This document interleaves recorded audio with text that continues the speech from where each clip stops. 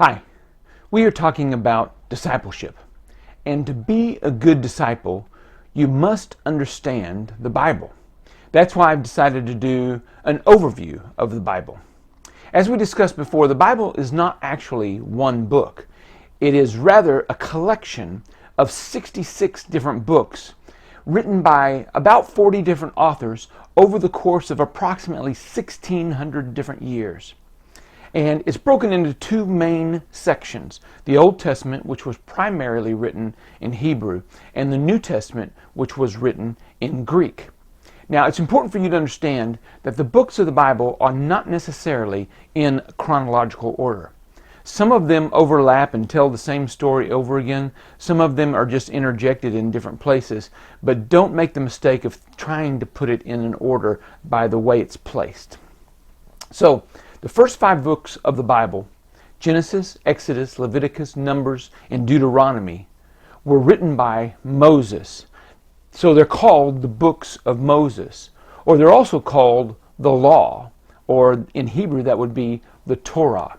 Then there are 12 books that are history books in the Old Testament after the books of Moses. Then there are 5 books that would be considered poetry books, and then finally 17 books of the prophets. And these are often broken up into 2 different groups. You got 5 that are considered major prophets and 12 that are considered minor prophets. Now, the major and minor has nothing to do with how important they are, but mostly just to do with their size, the size of the book. That concludes the Old Testament, 39 books.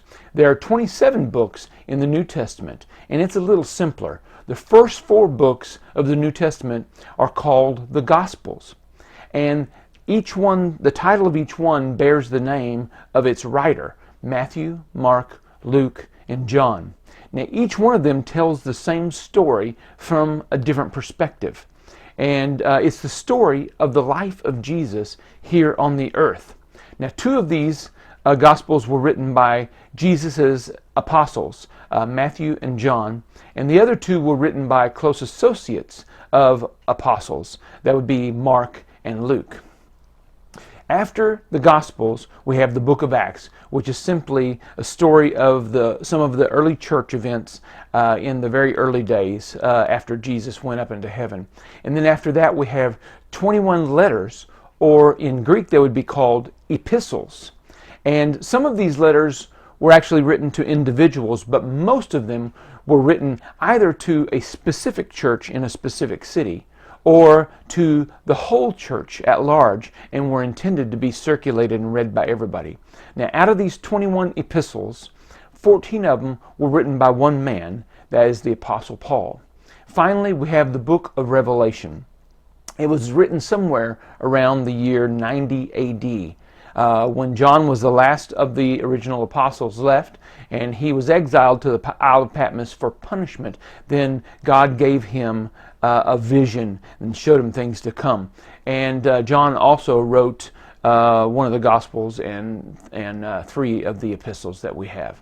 So, to give you a scope of the time covered by the Bible, the first 9 chapters of the book of Genesis, Genesis 1 through 9, actually cover about 1/3 of all the time we've had in all of history, from creation until now. And from Genesis chapter 9 until the beginning of the New Testament, the book of Matthew, would cover approximately another 1/3 of all time and all history that has existed.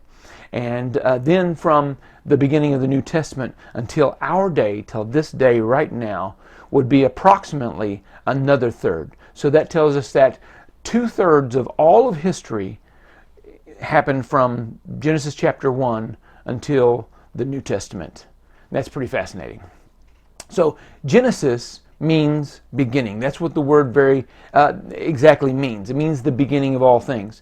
And in the story of Genesis, we see the beginning of all things with the creation of everything that God created, including the first man and the first woman, Adam and Eve.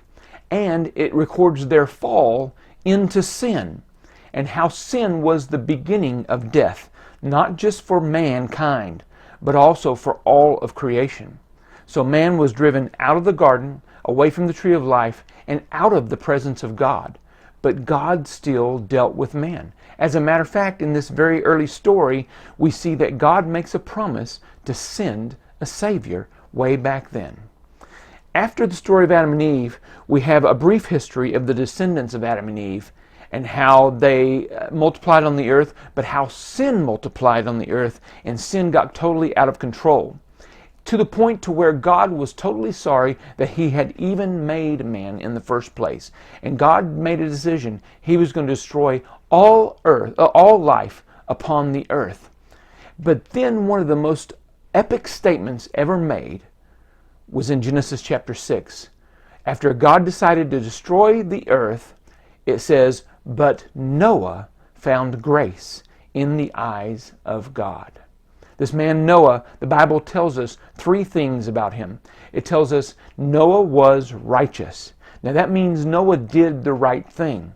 Then it tells us Noah was perfect in his generation. Now this does not mean that Noah never made a mistake on math or that he was never clumsy and dropped something. What this word perfect means is actually it means he was complete, or that he was what he was supposed to be, unlike everybody else in his generation. And the third thing it tells us, the Bible tells us about Noah, is that Noah walked with God.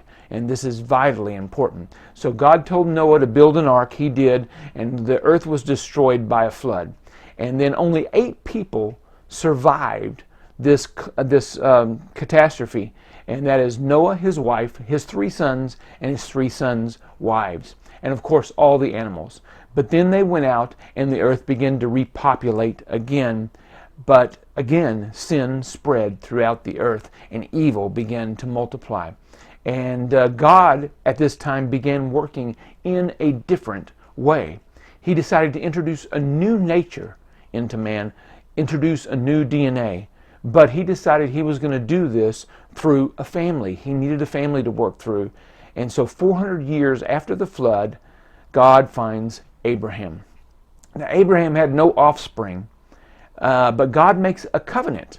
He makes a pact or a contract with Abraham that if Abraham will obey him and if Abraham will teach his descendants after him, then God would give Abraham many descendants and that he would give his descendants the land where Abraham was right then. And then many nations would come out of Abraham.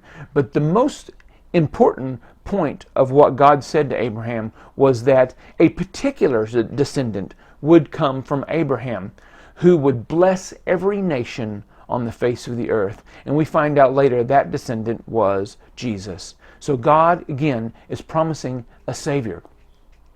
He said he would give them the land that Abraham lived in, but he said not yet. But God told Abraham, your descendants will go and be strangers in a foreign land, and they will be oppressed there for 400 years. But after that, I will bring them out with great wealth, and I will judge that nation that has oppressed them, and then I will give them this land. But God said, but not yet, because the nations that live here right now are wicked, but not so bad that I'm going to destroy them. You see, God was giving those nations another chance. He was still dealing with nations, even though they were evil. And that tells you something about the heart of God. So even though Abraham had several descendants, many nations came out of him, there was one line that was most important, the line that led to Jesus. Now the rest of Genesis follows this particular line. Abraham had a son, Isaac, and then Isaac had a son named Jacob, and he was later renamed Israel, after which the nation of Israel was named.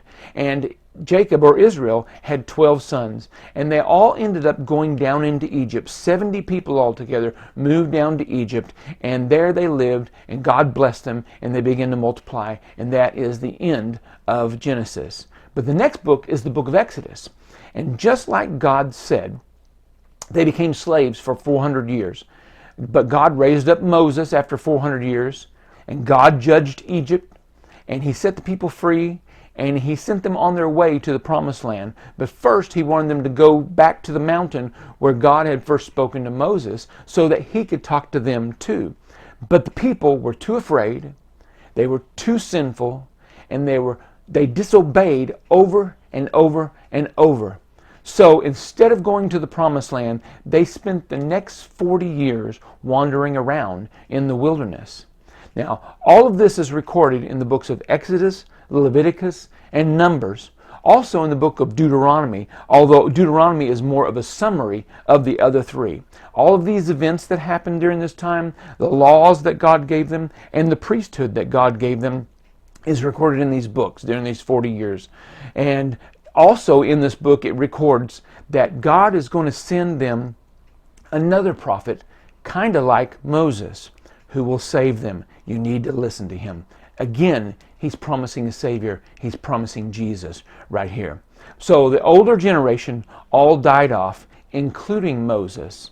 And that's the end of the book, the writings of Moses. Now there's too much in the Bible for us to cover in one video. So we're going to take up right here where we left off on the next video. Until then, I pray that this information will be useful to you and it'll be helpful, and that God will enlighten the big path for you, and that you will understand His heart for you and for other people around you. So I'll see you right here, right back here, same place, same time. Next video we'll take up right where we left off. Until then, God bless you.